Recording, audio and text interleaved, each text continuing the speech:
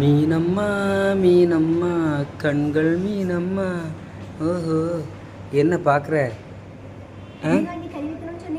Correct, நானும் அதான் யோசிச்சிட்டே இருந்தேன். நீ பார்க்க பாறையில் எப்படியும் கறி.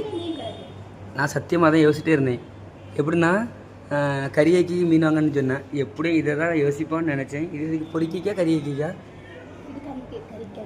கறியாக்கிக்கா அழகா இரு மாதிரி வச்சா. ஆ சத்தம்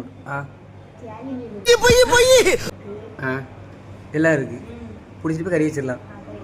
இந்த ஹோட்டலில் உள்ள மிச்ச மீதி எல்லா சாப்பாடும் இங்கே தான் போடுவாங்களாம், தெரியுமா? மிச்ச மீதி அப்புறம் வேஸ்ட் இருக்குல்ல, அங்கே தான் சொன்னாவ. யாரா கேட்டேன், இதுக்கு என்ன சாப்பாடு போடுவீன்னு கேட்டேன். இந்த யாராவது வாந்தி எடுத்து போடுவாவில்ல,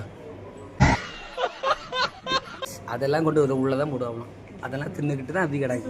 நம்ம இதை பிடிச்சி கறி வைக்கலாம். ஏன்னா சூப்பராக இருக்கும். ஏன் தெரியுமா? இது தின்னது எல்லாம் உள்ளதான் கிடக்கும். இதை நம்ம பிடிச்சதுன்னா நம்ம டேஸ்ட்டாக இருக்கும். உப்பு சப்பு எல்லாமே அதில் இருக்கும். வேண்டாமா